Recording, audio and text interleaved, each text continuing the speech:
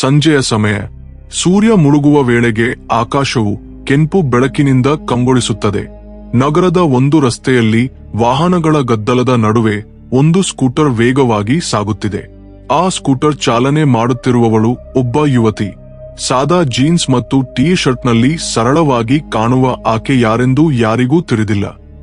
ಆಕೆಯ ಹೆಸರು ಶ್ರೀಲತಾ, ಒಬ್ಬ ಎಸ್ಟಿಎನ್ ಸಬ್ ಡಿವಿಷನಲ್ ಮ್ಯಾಜಿಸ್ಟ್ರೇಟ್. ಆ ದಿನ ಆಕೆ ತನ್ನ ಅಧಿಕೃತ ಉಡುಗೆ ತೊಟ್ಟಿರಲಿಲ್ಲ. ತನ್ನ ಉನ್ನತ ಹುದ್ದೆಯನ್ನು ಸೂಚಿಸುವ ಯಾವ ಗುರುತೂ ಆಕೆಯ ಬಳಿ ಕಾಣಿಸಲಿಲ್ಲ. ಒಂದು ಸಣ್ಣ ಬ್ಯಾಗ್ನು ಭುಜಕ್ಕೆ ಹಾಕಿಕೊಂಡು, ಹೆಲ್ಮೆಟ್ ಇಲ್ಲದೆ ಸಾಮಾನ್ಯ ಹುಡುಗಿಯಂತೆ ಕಾಣುತ್ತಾ ಆಕೆ ಸ್ಕೂಟರ್ನಲ್ಲಿ ಹೊರಟಿದ್ದಾಳೆ. ಶ್ರೀಲತಾ ಆ ದಿನ ಒಂದು ರಹಸ್ಯ ಉದ್ದೇಶದೊಂದಿಗೆ ಹೊರಬಂದಿದ್ದಾಳೆ. ನಗರದ ಒಂದು ಪ್ರದೇಶದಲ್ಲಿ ನಡೆಯುತ್ತಿರುವ ಟ್ರಾಫಿಕ್ ಸಮಸ್ಯೆಗಳ ಬಗ್ಗೆ, ಪೊಲೀಸರ ವ್ಯವಹಾರದ ಶೈಲಿಯ ಬಗ್ಗೆ ಬಂದಿರುವ ದೂರುಗಳನ್ನು ಆಕೆ ಸ್ವತಃ ಪರಿಶೀಲಿಸಲು ನಿರ್ಧರಿಸಿದ್ದಾಳೆ. ಅಧಿಕಾರದ ಗುರುತುಗಳಿಲ್ಲದೆ ಸಾಮಾನ್ಯ ವ್ಯಕ್ತಿಯಂತೆ ಹೋಗಿ ಸ್ಥಿತಿಗತಿಯನ್ನು ಅರ್ಥಮಾಡಿಕೊಳ್ಳಬೇಕೆಂಬುದು ಆಕೆಯ ಯೋಜನೆ. ರಸ್ತೆಯಲ್ಲಿ ವಾಹನಗಳು ಒಂದರ ಹಿಂದೆ ಒಂದು ನಿಂತಿರುವುದನ್ನು ಕಂಡು ಆಕೆಗೆ ಸ್ವಲ್ಪ ಕಿರಿಕಿರಿಯಾಯಿತು. ಪ್ರತಿದಿನ ಇದೇ ರೀತಿಯ ಎಂದು ತನ್ನೊಳಗೆ ಯೋಚಿಸುತ್ತಾ ಸ್ಕೂಟರ್ನು ಸ್ವಲ್ಪ ವೇಗವಾಗಿ ಚಾಲನೆ ಮಾಡಿದಳು. ಆಕೆಯ ಕಣ್ಣುಗಳು ಚುರುಕಾಗಿ ಆಸುಪಾಸಿನ ಪರಿಸ್ಥಿತಿಯನ್ನು ಗಮನಿಸುತ್ತಿದ್ದವು. ರಸ್ತೆಯ ಪಕ್ಕದ ಅಂಗಡಿಗಳು, ಓಡಾಡುತ್ತಿರುವ ಜನರು, ದೂರದಲ್ಲಿ ಕಾಣುವ ಟ್ರಾಫಿಕ್ ಸಿಗ್ನಲ್. ಅದೇ ಸಮಯಕ್ಕೆ ರಸ್ತೆಯ ತಿರುವಿನಲ್ಲಿ ಒಂದು ಟ್ರಾಫಿಕ್ ಪೊಲೀಸ್ ತಂಡ ವಾಹನಗಳನ್ನು ಪರಿಶೀಲಿಸುತ್ತಿತ್ತು. ಆ ತಂಡದಲ್ಲಿ ಒಬ್ಬ ಯುವ ಕಾನ್ಸ್ಟೇಬಲ್ ರಾಮು ತನ್ನ ಯೂನಿಕಾರ್ನಲ್ಲಿ ಹೆಮ್ಮೆಯಿಂದ ನಿಂತಿದ್ದ. ಅವನು ಇತ್ತೀಚೆಗೆ ಕೆಲಸಕ್ಕೆ ಸೇರಿದವನು. ನಿಯಮಗಳನ್ನು ಕಟ್ಟುನಿಟ್ಟಾಗಿ ಜಾರಿಗೊಳಿಸಬೇಕೆಂಬ ಉತ್ಸಾಹದಲ್ಲಿದ್ದ. ಅವನ ಪಕ್ಕದಲ್ಲಿ ಇನ್ನಿಬ್ಬರು ಪೊಲೀಸರು ಒಬ್ಬ ನೋಟ್ಬುಕ್ನಲ್ಲಿ ಏನೋ ಬರೆಯುತ್ತಿದ್ದರೆ, ಇನ್ನೊಬ್ಬ ವಾಹನಗಳನ್ನು ನಿಲ್ಲಿಸಲು ಸೈಗೆ ಮಾಡುತ್ತಿದ್ದ. ಶ್ರೀಲತಾಳ ಸ್ಕೂಟರ್ ಆ ದಿಕ್ಕಿಗೆ ಬರುತ್ತಿರುವುದನ್ನು ಗಮನಿಸಿದ ರಾಮು ಆಕೆಯನ್ನು ಗುರುತಿಸಿದ.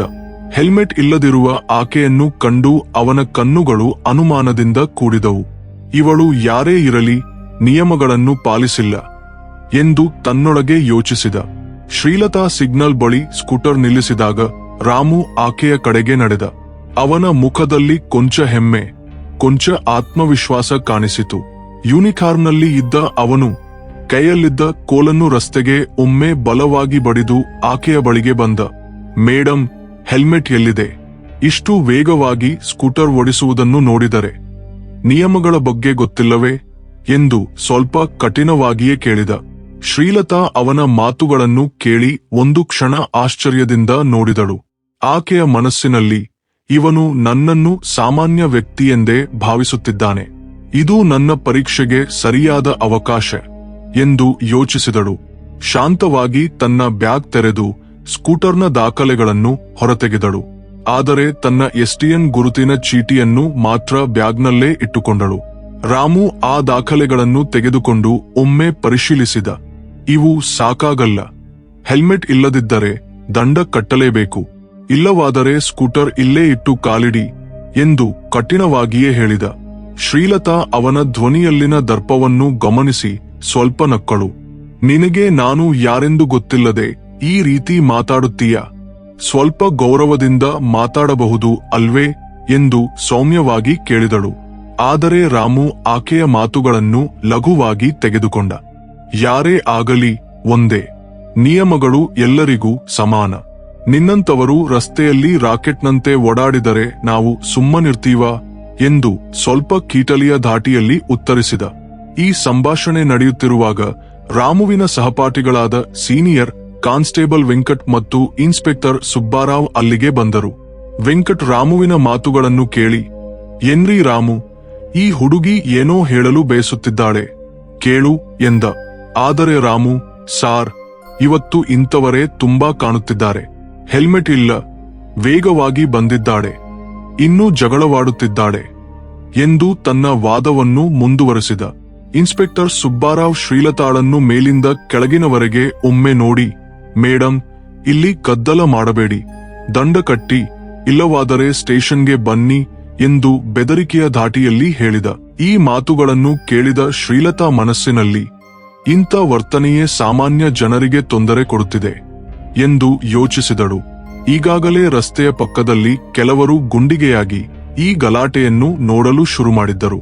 ಒಬ್ಬ ವ್ಯಾಪಾರಿ, ಏನ್ ಸಾರ್, ಆ ಹುಡುಗಿಯನ್ನು ಯಾಕೆ ಕಾಡುತ್ತಿದ್ದೀರಿ ಎಂದು ಕೇಳಿದ. ಆದರೆ ರಾಮು ತಕ್ಷಣ, ನಿಮ್ಮ ಕೆಲಸ ನೀವು ನೋಡಿಕೊಳ್ಳಿ ಎಂದು ಕೂಗಿದ. ಶ್ರೀಲತಾ ಈ ಪರಿಸ್ಥಿತಿಯನ್ನು ಗಮನಿಸುತ್ತಾ, ನೀವು ನನ್ನನ್ನು ಈ ರೀತಿ ಬಹಿರಂಗವಾಗಿ ಅವಮಾನಿಸುತ್ತೀರಾ?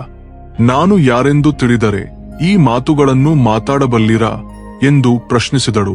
ರಾಮು ಆಕೆಯ ಮಾತುಗಳನ್ನು ಕೇಳಿ, ಯಾರೇ ಆಗಲಿ ಹೇಳಿ, ನಾವು ಭಯಪಡುವುದಿಲ್ಲ ಎಂದು ಧೈರ್ಯವಾಗಿ ಉತ್ತರಿಸಿದ. ಈ ಘರ್ಷಣೆ ತೀವ್ರವಾಗುತ್ತಿರುವ ಸಮಯದಲ್ಲಿ ಶ್ರೀಲತಾ ತನ್ನ ಬ್ಯಾಗ್ನಿಂದ ಎಸ್ಟಿಎನ್ ಗುರುತಿನ ಚೀಟಿಯನ್ನು ಹೊರತೆಗೆದಳು. ಆ ಚೀಟಿಯನ್ನು ರಾಮುವಿನ ಮುಂದಿಟ್ಟು ಶಾಂತವಾದ ಆದರೆ ದೃಢವಾದ ಧ್ವನಿಯಲ್ಲಿ, ನಾನು ಎಸ್ಟಿಎಂ ಶ್ರೀಲತಾ. ನೀನು ನನ್ನನ್ನು ಗುರುತಿಸದಿರುವುದು ನಿನ್ನ ತಪ್ಪಲ್ಲ. ಆದರೆ ನಿನ್ನ ವರ್ತನೆ ಸಾಮಾನ್ಯ ಜನರ ಮೇಲೆ ಯಾವ ರೀತಿಯ ಪರಿಣಾಮ ಬೀರುತ್ತದೆ ಎಂದು ಯೋಚಿಸು ಎಂದು ಹೇಳಿದಳು. ಈ ಮಾತು ಕೇಳಿದ ತಕ್ಷಣ ರಾಮುವಿನ ಕೈಯಲ್ಲಿದ್ದ ಕೋಲು ಕೆಳಗೆ ಬಿದ್ದು ಹೋಗುವಷ್ಟು ಆಶ್ಚರ್ಯ ಕಾಣಿಸಿತು. ವೆಂಕಟ್ ಮತ್ತು ಇನ್ಸ್ಪೆಕ್ಟರ್ ಸುಬ್ಬಾರಾವ್ ಕೂಡ ಒಮ್ಮೆಗೆ ಸ್ತಬ್ಧರಾಗಿ ಒಬ್ಬರನ್ನೊಬ್ಬರು ನೋಡಿಕೊಂಡರು. ರಸ್ತೆಯ ಪಕ್ಕದಲ್ಲಿ ಗುಂಡಿಗೆಯಾಗಿದ್ದ ಜನರು ಕೂಡ ಆಶ್ಚರ್ಯದಿಂದ ಗುಸುಗುಸುಗುಟ್ಟಲು ಶುರು ಮಾಡಿದರು. ರಾಮು ತಕ್ಷಣ ತೇರಿಕೊಂಡು, ಮೇಡಂ, ನಮ್ಮನ್ನು ಕ್ಷಮಿಸಿ. ನೀವು ಎಸ್ಟಿಎಂ ಎಂದು ತಿಳಿಯಲಿಲ್ಲ, ಊಹಿಸಲಿಲ್ಲ ಎಂದು ತೊದಲುತ್ತ ಕ್ಷಮೆಯಾಚಿಸಿದ. ಇನ್ಸ್ಪೆಕ್ಟರ್ ಸುಬ್ಬಾರಾವ್ ಕೂಡ ಮುಂದೆ ಬಂದು, ಮೇಡಂ, ಇದು ತಪ್ಪಾಗಿತ್ತು. ನೀವು ಇಂಥ ಸಾದಾ ಉಡುಗೆಯಲ್ಲಿ ಇರುತ್ತೀರೆಂದು ಯಾರೂ ಊಹಿಸುತ್ತಾರೆ. ದಯವಿಟ್ಟು ಈ ವಿಷಯವನ್ನು ದೊಡ್ಡದಾಗಿ ಮಾಡಬೇಡಿ ಎಂದು ವಿನಯದಿಂದ ಕೇಳಿಕೊಂಡ. ಆದರೆ ಶ್ರೀಲತಾ ಯಾರನ್ನೂ ಶಿಕ್ಷಿಸುವ ಉದ್ದೇಶದಲ್ಲಿ ಇರಲಿಲ್ಲ. ಆಕೆ ಸ್ವಲ್ಪ ನಗುತ್ತಾ, ನಾನು ಯಾರನ್ನೂ ಶಿಕ್ಷಿಸಲು ಬಂದಿಲ್ಲ, ಸಾಮಾನ್ಯ ಹುಡುಗಿಯಂತೆ ಬಂದೆ. ನೀವು ಜನರ ಜೊತೆ ಹೇಗೆ ವ್ಯವಹರಿಸುತ್ತೀರಿ ಎಂದು ನೋಡಲು ಬಂದೆ. ಇವತ್ತು ನಾನಾಗದಿದ್ದರೆ ಬೇರೆ ಯಾವುದೇ ಸಾಮಾನ್ಯ ವ್ಯಕ್ತಿಯೂ ಇಂಥ ಅವಮಾನಕ್ಕೆ ಒಳಗಾಗುತ್ತಿದ್ದ. ಈ ಅನುಭವದಿಂದ ಕಲಿಯಿರಿ ಎಂದು ಸಲಹೆ ನೀಡಿದಳು. ಆಕೆಯ ಮಾತುಗಳನ್ನು ಕೇಳಿದ ರಾಮು ತಲೆ ತಗ್ಗಿಸಿಕೊಂಡ. ಅವನ ಮನಸ್ಸಿನಲ್ಲಿ ಒಂದೆಡೆ ನಾಚಿಕೆ, ಮತ್ತೊಂದೆಡೆ ತನ್ನ ತಪ್ಪನ್ನು ಸರಿಪಡಿಸಿಕೊಳ್ಳಬೇಕೆಂಬ ಯೋಚನೆ ಬಂದಿತು. ಸುಬ್ಬಾರಾವ್, ಮೇಡಂ, ನೀವು ಹೇಳಿದ್ದು ನಿಜ.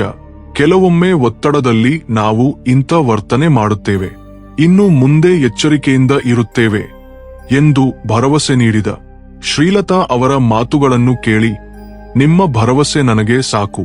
ಆದರೆ ಇವತ್ತಿನ ಘಟನೆ ನಿಮಗೆ ಒಂದು ಪಾಠವಾಗಿರಲಿ. ಜನರನ್ನು ಗೌರವಿಸುವುದು, ಅವರ ಸಮಸ್ಯೆಗಳನ್ನು ಅರ್ಥಮಾಡಿಕೊಳ್ಳುವುದು ನಿಮ್ಮ ಜವಾಬ್ದಾರಿ ಎಂದು ಹೇಳಿ ತನ್ನ ಸ್ಕೂಟರ್ ಕಡೆಗೆ ನಡೆದಳು. ಜನರ ಮಧ್ಯೆ ಒಬ್ಬ ವೃದ್ಧ, ಮೇಡಂ, ನಿಮ್ಮಂತ ಅಧಿಕಾರಿಗಳಿದ್ದರೆ ಮಾತ್ರ ನಮಗೆ ನ್ಯಾಯ ಸಿಗುತ್ತದೆ ಎಂದು ಶ್ಲಾಘಿಸಿದ. ಶ್ರೀಲತಾ ಅವನ ಮಾತುಗಳಿಗೆ ಸ್ವಲ್ಪ ನಗುತ್ತಾ ಸ್ಕೂಟರ್ ಸ್ಟಾರ್ಟ್ ಮಾಡಿದಳು. ಆಕೆ ಹೊರಟು ಹೋಗುವಾಗ ರಾಮು ಮತ್ತು ಅವನ ಸಹಪಾಠಿಗಳು ಗೌರವದಿಂದ ಆಕೆಯನ್ನು ನೋಡುತ್ತಾ ನಿಂತರು. ಆ ದಿನದ ಘಟನೆ ಶ್ರೀಲತಾಗೆ ಪೊಲೀಸ್ ವ್ಯವಸ್ಥೆಯಲ್ಲಿ ಸುಧಾರಣೆಗಳ ಅಗತ್ಯವನ್ನು ಇನ್ನಷ್ಟು ಸ್ಪಷ್ಟಗೊಳಿಸಿತು. ಆಕೆಯ ಮನಸ್ಸಿನಲ್ಲಿ, ಇಂಥ ಅನುಭವಗಳು ನನ್ನನ್ನು ಇನ್ನಷ್ಟು ಜವಾಬ್ದಾರಿಯಿಂದ ಕೆಲಸ ಮಾಡಲು ಪ್ರೇರೇಪಿಸುತ್ತವೆ ಎಂದು ಯೋಚಿಸಿದಳು. ರಾಮು ಕೂಡ ಆ ದಿನದಿಂದ ತನ್ನ ವರ್ತನೆಯಲ್ಲಿ ಬದಲಾವಣೆ ತಂದುಕೊಂಡ. ಜನರ ಜೊತೆ ಮಾತಾಡುವಾಗ ಸ್ವಲ್ಪ ತಾಳ್ಮೆಯಿಂದ, ಗೌರವದಿಂದ ವರ್ತಿಸಲು ಕಲಿತ. ಆ ಸಂಜೆ ಸೂರ್ಯನು ಸಂಪೂರ್ಣವಾಗಿ ಮುಳುಗಿದಾಗ ಆ ಘಟನೆ ನಗರದಲ್ಲಿ ಚರ್ಚೆಯ ವಿಷಯವಾಗಿ ಉಳಿಯಿತು. ಸ್ನೇಹಿತರೆ, ಈ ಕಥೆಯ ಬಗ್ಗೆ ನಿಮ್ಗೆ ಏನೆನಿಸಿತು? ವಿಡಿಯೋ ಇಷ್ಟವಾದರೆ ಲೈಕ್ ಮಾಡಿ. ಇಂಥ ರೋಚಕ ಕಥೆಗಳಿಗಾಗಿ ನಮ್ಮ ಚಾನೆಲ್ಗೆ ಈಗಲೇ ಸಬ್ಸ್ಕ್ರೈಬ್ ಮಾಡಿಕೊಂಡು ಪಕ್ಕದಲ್ಲಿರುವ ಗಂಟೆ ಚಿಹ್ನೆಯನ್ನು ಆಕ್ಟಿವೇಟ್ ಮಾಡಿ. ಆಗ ನಮ್ಮ ವಿಡಿಯೋಗಳನ್ನು ಯಾವುದೇ ಮಿಸ್ ಆಗದೆ ಮೊದಲಿಗೆ ನೀವೇ ನೋಡಬಹುದು. ಧನ್ಯವಾದಗಳು ಸ್ನೇಹಿತರೆ, ವೀಕ್ಷಿಸಿದ್ದಕ್ಕೆ ಧನ್ಯವಾದಗಳು.